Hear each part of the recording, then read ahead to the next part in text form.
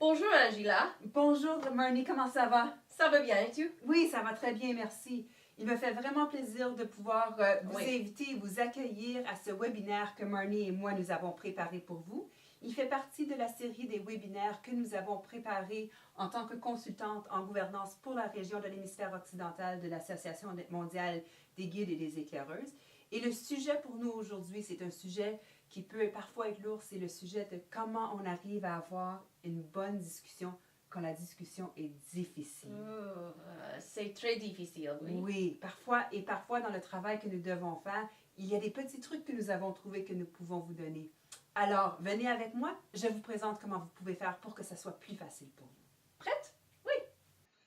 Alors, une des questions que je me fais souvent poser, c'est est-ce que c'est vraiment possible d'avoir un succès avec une conversation qui peut être difficile? Et absolument, je dirais oui. Puis je pense que c'est un peu ça vraiment la conversation que nous voulons avoir. Mais avant de commencer, je veux rappeler à tout le monde qu'au droit de votre écran, il se peut fort bien où vous devriez retrouver un espace où vous pouvez donner des questions. Donc, si vous avez des questions pour nous tout au courant de ce webinaire, s'il vous plaît, n'hésitez pas à nous poser les questions. Alors, comme première question, c'est pourquoi est-ce que ces conversations peuvent être tellement difficiles? Et vraiment, moi, si je le regarde dans le contexte dans lequel nous travaillons avec les différentes conseillères en gouvernance nationale, elles vraiment sont des agents de changement auprès de leur organisation membre. Elles essayent de changer la façon dont l'organisation est gouvernée. Elles apportent donc des nouvelles idées, des nouvelles façons de travailler dans des zones qui ont été parfois longtemps prise en main par certaines personnes, par certaines idées, et c'est vraiment difficile d'avoir un changement avec cela. Il y a une résistance, c'est un peu naturel, c'est une loi de la physique. On pousse d'un côté, on le ressent de l'autre. À certains moments donnés, un accord peut être facile, mais d'autres fois, les conseillères en gouvernance nous ont dit qu'elles ont rencontré une grande résistance et que c'est d'autant plus important pour elles de communiquer les idées et les suggestions d'une manière positive. Parce que combien de fois vraiment avons-nous déjà entendu? Mais nous l'avons toujours fait de cette façon. On trouve aussi qu'une conversation peut être difficile parce que des gens ont des opinions différentes et que chaque personne considère que son opinion est valide. Il faut bien que je le dise, l'opinion de chaque personne est valide. C'est juste qu'elle pense de manière différente des autres. Et c'est là que la conversation devient intéressante. Si la discussion est un sujet pour lequel les gens se soucient, ils sont souvent très émotionnels et les émotions rentrent en ligne de compte dans la direction.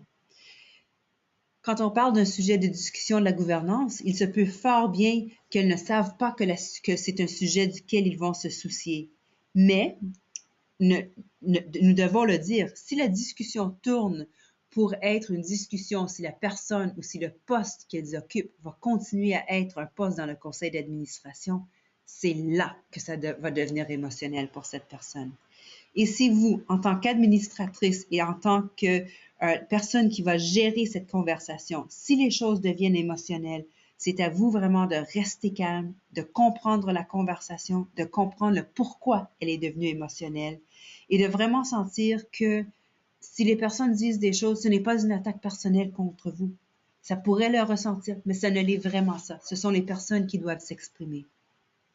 Et je crois que la dernière raison pour laquelle les conversations peuvent être difficiles, c'est parce que c'est une conversation qui pourrait avoir un enjeu majeur pour l'organisation. Les discussions qu'on va avoir vont vraiment porter sur la manière dont l'organisation opère. Et c'est aux membres du conseil d'administration national d'assurer que l'organisation demeure viable et pertinente. Et nous leur demandons de changer cela. Alors vraiment, l'enjeu est très, très gros pour eux. Alors, regardons un peu comment on pourrait avoir des conseils.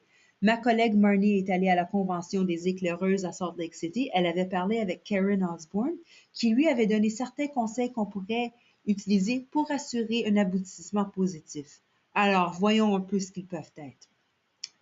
En premier lieu, bien se préparer. Nous allons discuter de chacune d'elles, mais se préparer, de créer des conditions propices, de rester centré sur l'objectif et de préparer l'écoute active.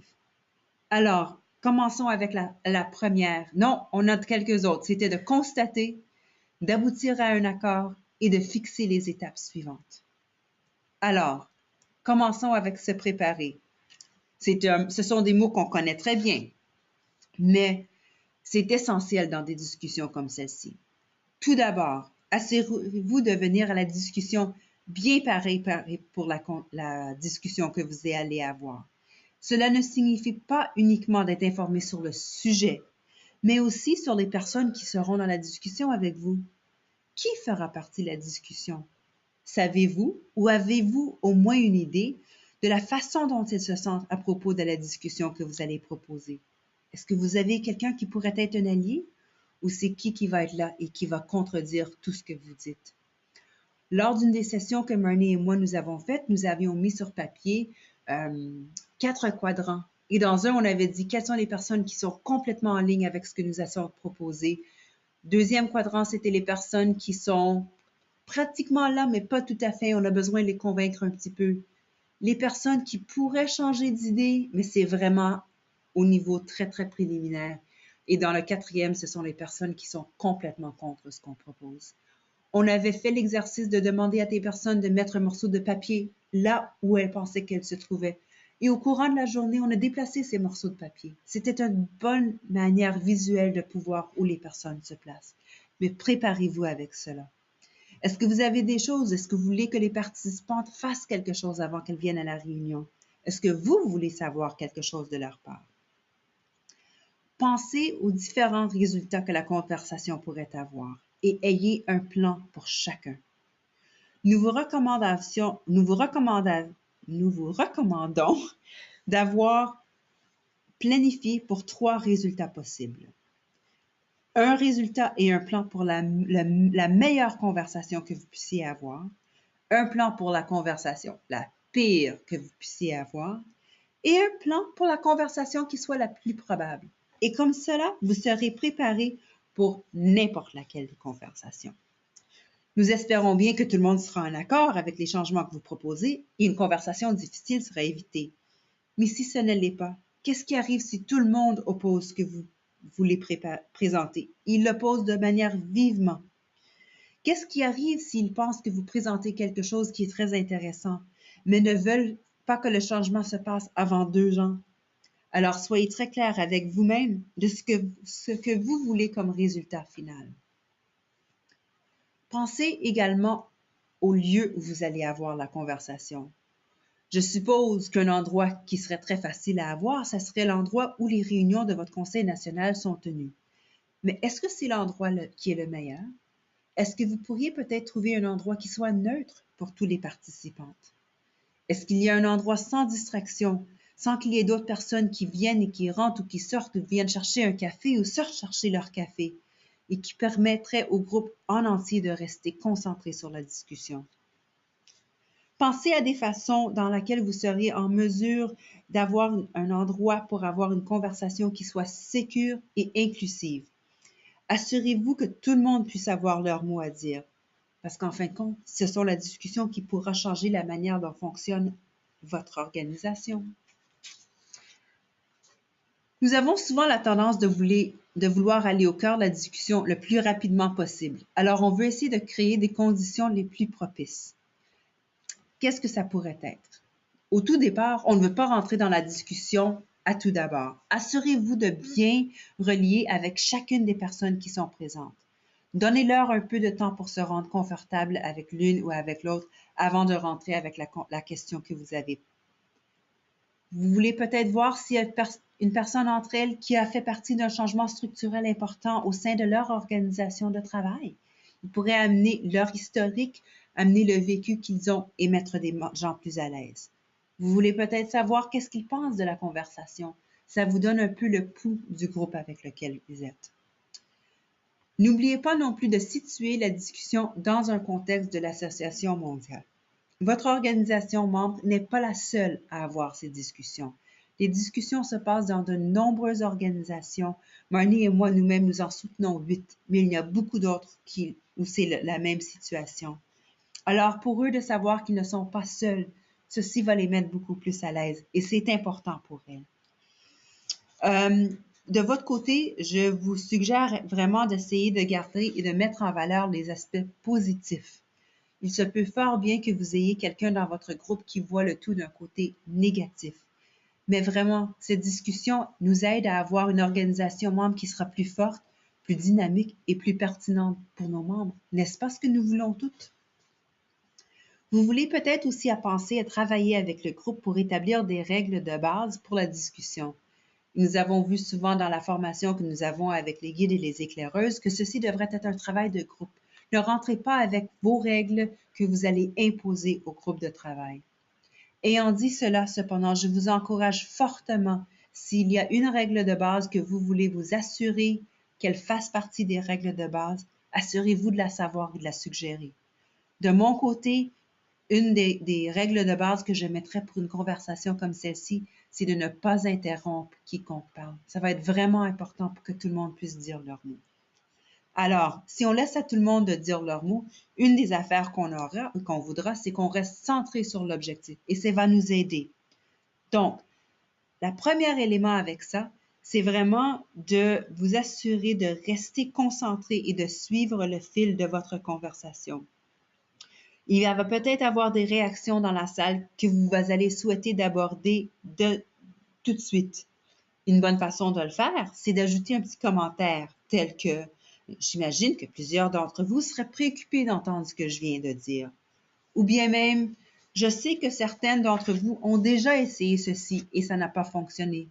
Est-ce que je peux suggérer qu'on l'essaie de nouveau, mais cette fois-ci en faisant X, Y et Z de différent? » Continuons toujours de vous demander qu'est-ce que vous voulez que soit le résultat final de votre conversation.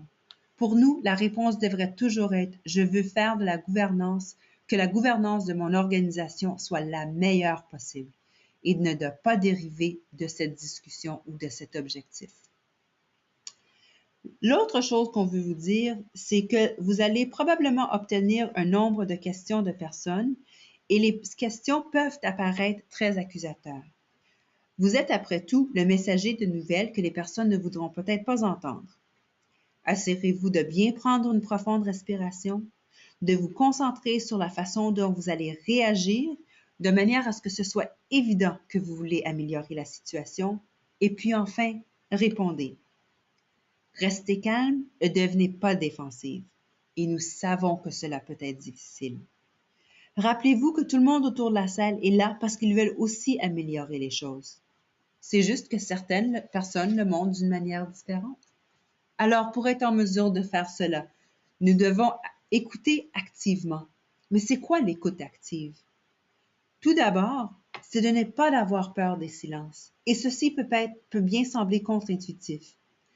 Dans certaines cultures, et Marnie et moi, nous avons voyagé un bon bout, certaines cultures embrassent vraiment le silence.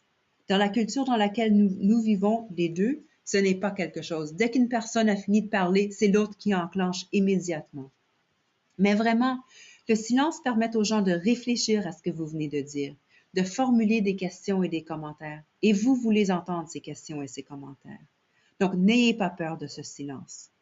À noter que souvent, le moment juste après que vous avez fourni un message fort, ça, c'est le moment le plus difficile. Et c'est là que le silence viendra. Alors, laissez-le. L'autre chose, c'est qu'il est très important pour vous d'écouter et de comprendre ce que l'autre personne dit. Écouter, ce n'est plus que simplement ne pas parler. Il s'agit d'être curieux, d'être présente. Écoutez, mais cherchez à comprendre ce que l'autre personne dit. Comprendre les nuances, les questions qu'ils apportent, les choses qu'ils ne disent pas. Et surtout, ne pas interrompre la personne qui parle. Mais nous espérons aussi que vous n'êtes pas les seuls à l'écoute et que d'autres auront des commentaires à ajouter à ce qui a été dit. Ce sera à vous de ménager cet espace pour permettre aux autres de répondre ou de poser les questions. Donc, il se peut qu'il y ait des questions spécifiques qui vont venir.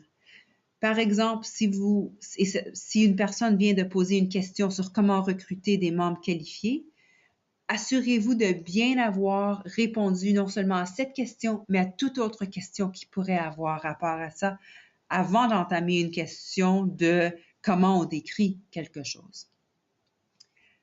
Le fait que vous allez avoir des discussions et avec cette écoute active va aussi faire en sorte que vous allez vraiment être en mesure de constater et de reconnaître ce que les autres personnes ont dit. Une des choses qui est difficile et qu'on nous encourage quand même de pratiquer, c'est de ne pas réagir fortement à ce que quelqu'un dit. Rappelez-vous que chaque personne, ce qu'elle dit, c'est important pour elle, c'est ce qu'elle ressent. La discussion n'est peut-être pas, vous ne voyez pas la question de manière importante pour vous, ce n'est peut-être pas ce que vous ressentez, mais ce n'est pas moins valide pour la personne qui l'a dite. Je suis certaine que si vous feriez un commentaire et quelqu'un vous dirait à la fin « mais cela est absurde », ce n'est pas exactement la manière dont vous penserez que vous pourriez avancer la discussion. Une meilleure réponse, ce serait « je ne le vois pas vraiment de cette façon. Est-ce que vous pourriez m'aider à comprendre ce que vous entendez ou pourquoi vous le voyez de cette façon? » Prenez toutes les occasions possibles de demander une clarification qui soit nécessaire, qu'elle soit nécessaire pour vous ou pour les autres dans le groupe. Après tout, vous avez toutes été à l'écoute attentive avec l'intention d'améliorer les choses. Assurez bien-vous de bien comprendre ce que les personnes disent ou ce qu'elles ressentent.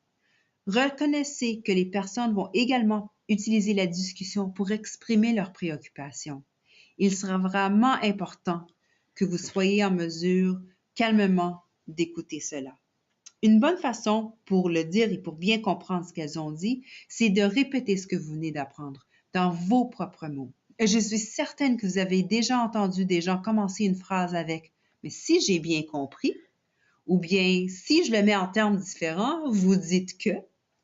Cela garantit que vous avez en fait non seulement entendu, mais aussi compris ce qui a été dit.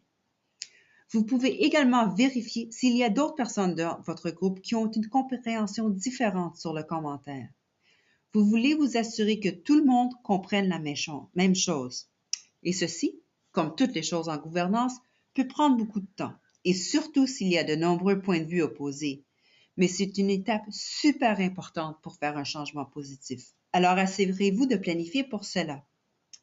Je viens de dire d'assurer que tout le monde comprenne la même chose. Et avec ceci, vient le fait qu'on essaie vraiment d'aboutir à un accord.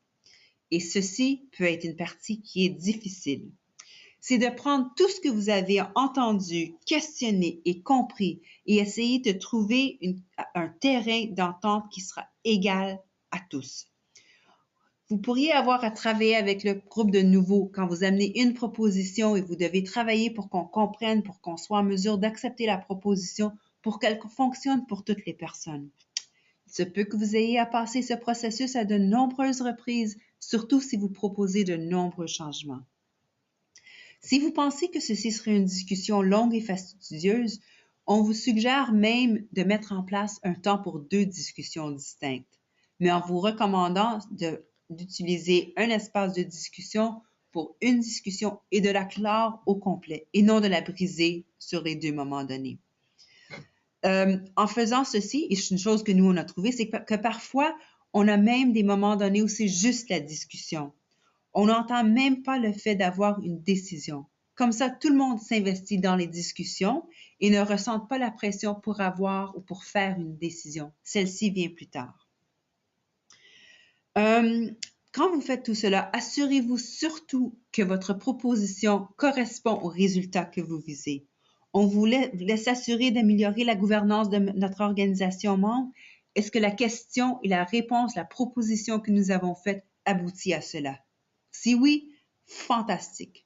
Sinon, il faudra peut-être y penser de nouveau. Et qu'est-ce qui arrive quand nous avons terminé avec ça?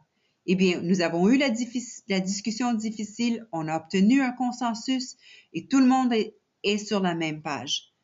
Qu'est-ce qu'il faut faire? Eh bien, comme avec n'importe quoi, c'est fixer les étapes suivantes et surtout dans cette circonstance, ne pas perdre l'élan qu'il y a.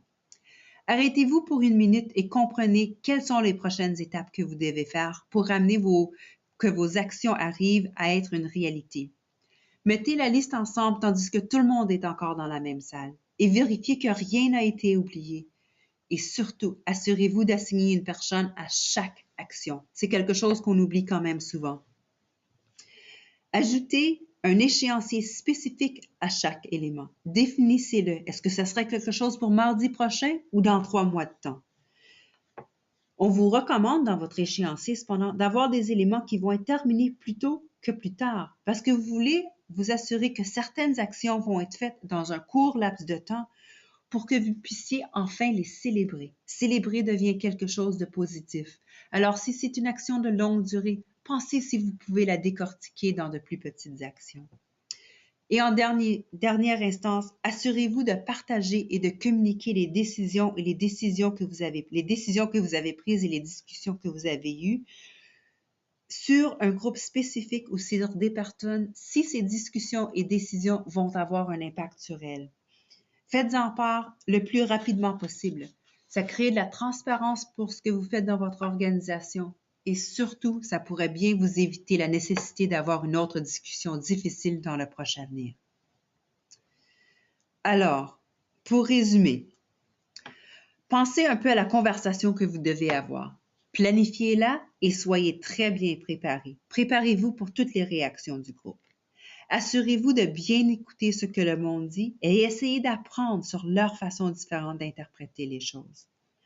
Ne résistez pas à cette opinion différente. Visez toujours à l'objectif final d'avoir une meilleure gouvernance pour votre organisation. Établissez les prochaines étapes avec les échéanciers qui y vont avec et absolument célébrez le succès que vous avez eu. Marnie, nous sommes ensemble à la fin de notre discussion. Est-ce que nous avons eu des discussions que tu pourrais me partager? Oui. Ah, tiens, je la vois ici. La question est venue de Stéphanie et nous demande comment elle pourrait gérer quelqu'un qui continue à présenter le même sujet à plusieurs reprises et refuse de lâcher la question. Très bonne question, Stéphanie. Stéphanie, je vais te donner un petit truc que nous utilisons au travail et nous appelons cela avoir les choses sur la table et hors de la table. Et normalement, c'est une discussion que nous avons avant d'amener la discussion au groupe, donc dans le stage préparatoire. Et on se dit, ceci seront des choses que nous permettrons au groupe de discuter et ceci sont des choses que nous permettrons pas au groupe de discuter. Les choses qu'on ne permet pas au groupe de discuter, ça peut être des choses qui n'en soient pas rapport ou c'est une décision qui doit être prise par un autre groupe. Mais on laisse le groupe qui va avoir la discussion savoir qu'est-ce qui est hors de la table. Donc, ceci pourrait t'aider déjà à ne pas avoir quelqu'un qui va débuter une conversation sur un sujet auquel vous ne pensez pas que ça fasse partie de la discussion. Si cependant ça fait partie et c'est ce qui est sur la table, il se peut que la personne revienne quand même. Dans ce cas-là, je vous conseille vraiment d'essayer de puiser et vraiment de comprendre ce que la personne veut dire. Parce que si la personne ramène la discussion ou la question sans cesse, normalement, ça veut dire qu'on n'a pas vraiment compris ce qu'elle a dit. Donc, c'est peut-être demander à une autre personne si elle pourrait reformuler la question dans ses propres mots pour assurer vraiment que vous avez bien compris la question et pour que vous puissiez bien y répondre. Alors, gros merci Stéphanie. Oui. On voulait aussi vous suggérer un livre pour d'autres personnes. C'est un livre qui s'appelle Conversation cruciale. On a vraiment tiré beaucoup d'éléments de ce livre pour faire ce webinaire. Il est disponible en français et on vous encourage fortement de pouvoir l'acquérir et le lire. Il vous donne de très, très bonnes idées. Mais au besoin aussi, n'oubliez pas que vous pouvez toujours communiquer en tout temps avec Marnie et moi-même. Nous sommes là pour vous donner un coup de main et pour vous aider. Et nous serions ravis de pouvoir vous aider à avoir vos conversations difficiles et surtout assurer qu'elles soient positives. Alors, gros merci à tout le monde. Merci.